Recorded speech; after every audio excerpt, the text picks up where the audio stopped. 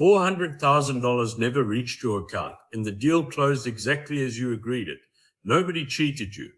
One clause in your purchase agreement decides how much cash you leave inside the business on the last day, and most owners meet that number at the closing table. I'll show you where it comes from. That clause is the working capital adjustment. It sits in almost every private company sale in America. Deliver less than the target it sets, and you write your buyer a check for the shortfall. And $400,000 is not an unusual size for that check. It lands about 2 months after you thought you were finished. So here is what the term actually does. Your price assumes the business arrives with a normal amount of fuel in the tank. That fuel is working capital.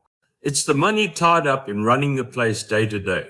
Your receivables are the invoices customers haven't paid yet. Your inventory is the stock on the shelf. From that, you subtract what you owe suppliers, plus wages and taxes you've accrued, but not yet paid. Your buyer isn't being unreasonable. They're buying a business that has to keep trading on Monday morning. Hand it over with the shelves empty and every invoice already collected, and they have to fund it themselves on day one. They've effectively paid you twice. So the agreement sets a target. Lawyers call it the peg. You promise to deliver that much working capital at closing. Deliver less, and you pay the difference. Deliver more, and they pay you. Here's what catches owners out. You cannot negotiate this term away by being firm, because your buyer's lawyer will not sign without it. The argument is never about whether you have a peg. It's about how that peg gets calculated. And most sellers walk into that conversation unprepared. 4 things set what you actually hand over. Get these right, and the true up is a formality. Get them wrong, and it's a wire coming out of your pocket months after you thought you were finished. The first is the definition. Read exactly which accounts are in and which are out. Most deals are done cash-free and debt-free, which means you keep the cash in the account and you pay off the loans, but the working capital still has to be there. Watch for the odd items, deferred revenue, customer deposits, work in progress on jobs you haven't finished. Each one of those can be argued onto either side of the line, and each one moves real money. The second is the averaging window. The peg is usually the average of the last 12 months. If your business is seasonal, that average is a trap. A landscaper who closes in February, when receivables are at their lowest point of the year, is being measured against a 12-month average that includes every busy summer month. He can be perfectly normal for February and still owe 6 figures. The third is the true up itself. At closing, you both work from an estimate, because the final books aren't ready. Then 60 to 90 days later, somebody prepares the actual figure and compares it to the peg. That's when the money moves.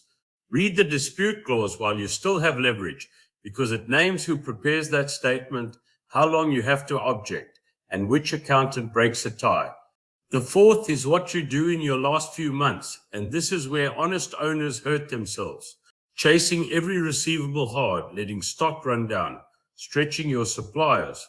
All of it makes your bank balance look wonderful and your working capital look terrible. Your buyer's accountant compares those months against the previous 2 years, and they will see it. You collected cash you were going to be paid anyway, and then handed back the same money at the true-up. Let me tell you about Frank.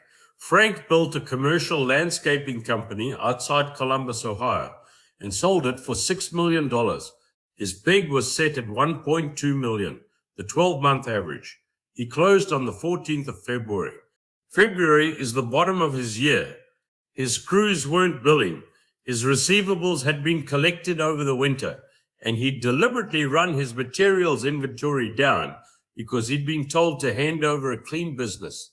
On closing day, he delivered about $800,000 of working capital. Nobody said anything at closing because closing runs on an estimate. 70 days later, the buyer's accountant produced the final statement, and Frank owed $400,000 back. He had 20 business days to object, under a clause he'd never read, and no real grounds to object with. The money went back out of the account he'd just been paid into.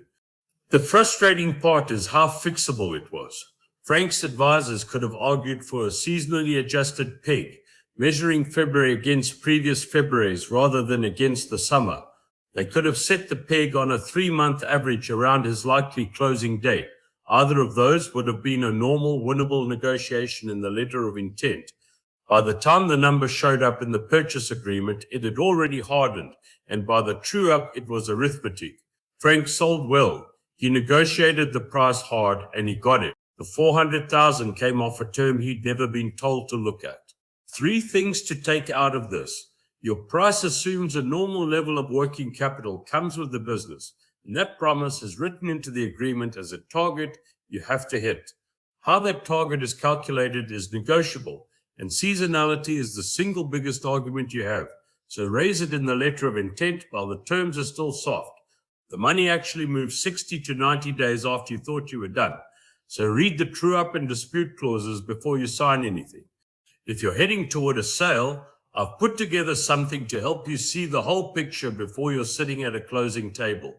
It's called the Exit Readiness Playbook, and it walks through the same 8 steps I use with owners, including the deal terms that quietly move money after the price is agreed. It's free, and the link is right below this video. There's also a way to book half an hour with me if you'd rather talk your own situation through. The price you shake hands on is the headline. The number that reaches your account is set by half a dozen terms underneath it, and working capital is the biggest one nobody warns you about.